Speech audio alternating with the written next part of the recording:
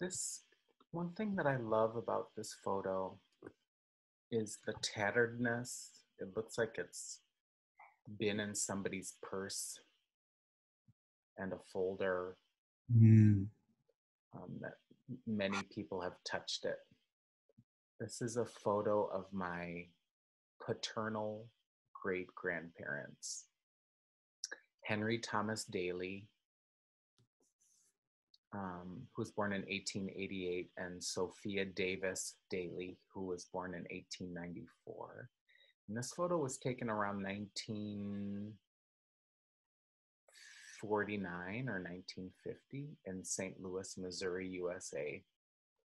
And Henry Thomas Daly, his father's name was George Daly, but his name before that was George Larson. And my aunt Jackie said that he was born into slavery, George Larson. So my great grandfather. And I noticed that I and my dad and my brothers make that face. It's kind of like it's like pride and don't fuck with me face. Mm-hmm. And one thing that I've never noticed about this photo before is the floor. And his white socks and his shoes. And I feel like my ankles might look like that a little bit. But I love this photo. I think it's so, it's beautiful. They certainly dressed up for the occasion. And I'm also noticing how their left hands feel connected in shape. And this idea of hanging is so beautiful to me. So this is my poster on cover, and I've seen it. Yeah, beautiful. Where to Belong. I'm just gonna read the beginning.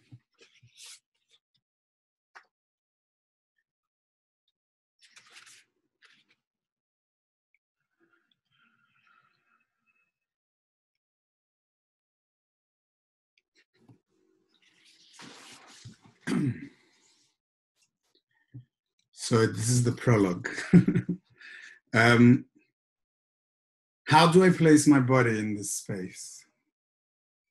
My white body, my Jewish body, which then doesn't make it not white. My non-black body, my body that is not English, yet it could be. Could it? It could be. What does my body say to you? My gay body, my fat body, my sexual body, my body and its story, where does it belong? This privileged middle class body, this upright, erect, able thinking body, is it presentable? It is me who stands here in front of you, me, whoever that may be, in a body I don't feel comfortable in, a body that belongs here, but only when I force myself to stand here, or here, or here, to question. So that's the opening.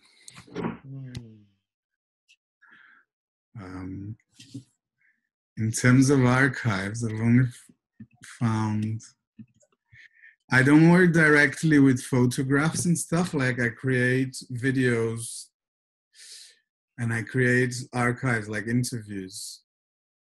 My grandfather's name was William Schachter, and my mom called him Papa, and he was a crooner. He was like a singer. And his parents were immigrants to the United States and owned like the biggest Jewish bakery on the north side of Chicago called Schachter's Bakery. And when I lived in Santa Fe, New Mexico, I heard this woman's voice. I was like, that sounds like Chicago. I need to go talk to her. I was like, where are you from? She's like, I'm from Chicago. I was like, oh, yeah, totally you are. And I said, where? And she said, Lincolnwood. And that's where my mother was from. And I said, have you ever heard of Schachter's Bakery? This woman was an octogenarian. She was over 80. Have you ever heard of Schachter's Bakery? And she was like, oh yeah, we used to get our chalis there every Shabbos. So that was so sweet to think about, like, being connected to my family through this woman who bought challah at my family's bakery. But I'm sharing this story about William Schachter because of your prologue. And he was born around 1918, and he killed himself when he was 44. So I'll be 44 next year. So I feel connected and a little scared at the same time. And he would see a psychiatrist every Tuesday when he would have his one day off from the family bakery. And in those appointments, he would get shock therapy. And this was in the 50s, mid 50s, late 50s, early 60s. And I've been thinking about, right, like his fear, his struggle, and linking that potentially to his identity as a gay person, right? Like hypothesizing his gayness in that place.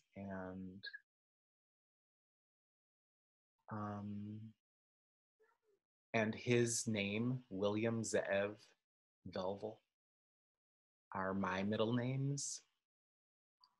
And just thinking about our experiences as Jews and as gay Jews, and what it means to center ourselves and to stay, and to be on display on our terms, rather than being seen as a commodity or something to exoticize, to centralize our experiences as gay Jews.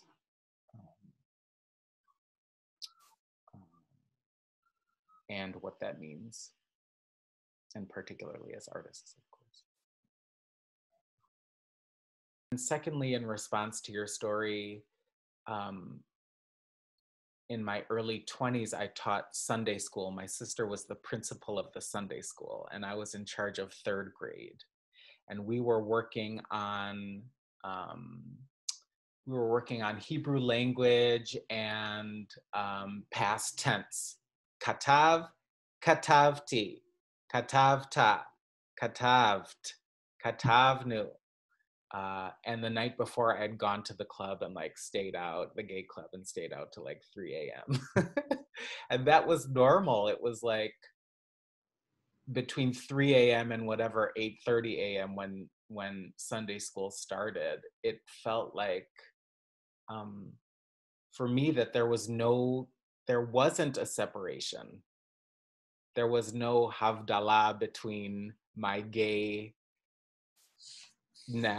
which was so self-expressed in the space around other people, and conjugating Hebrew verbs in Sunday school.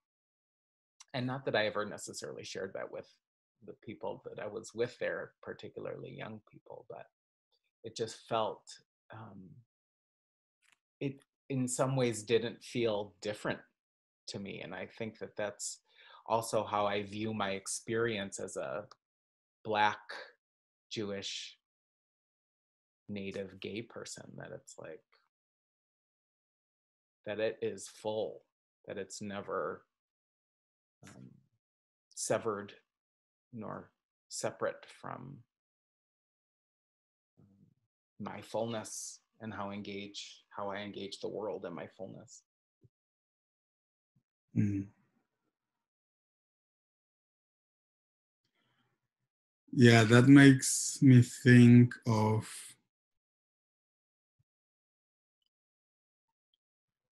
actually the non-fullness, the opposite.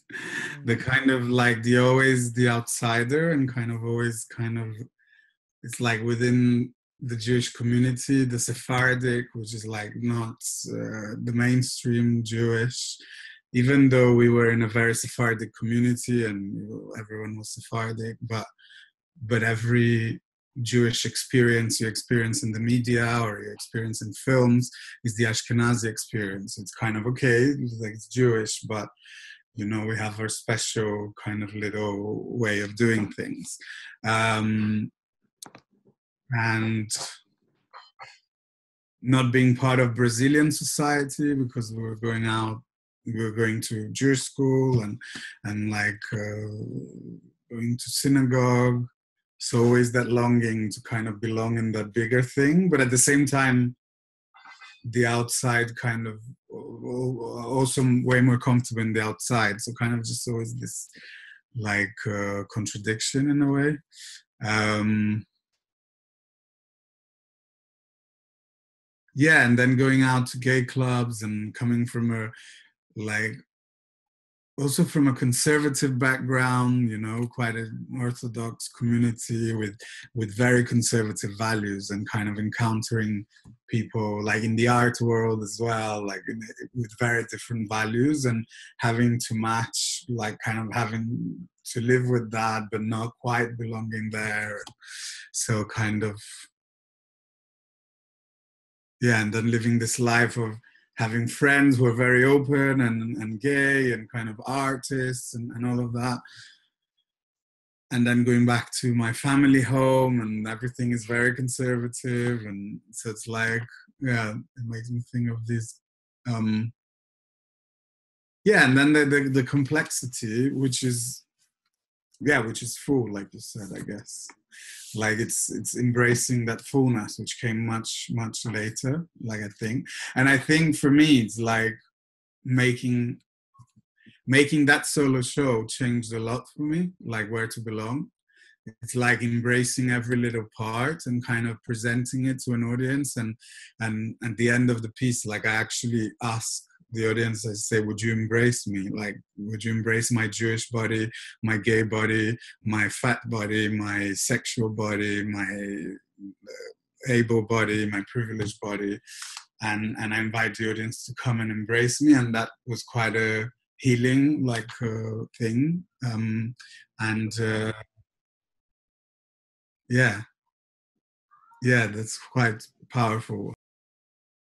Yeah, and I think I like what you talked about before, like the body being an archive, because I believe very much in that. It's kind of like when I bring my body on stage or in a work or whatever, like, and these memories, you know, also part of the archive. It's like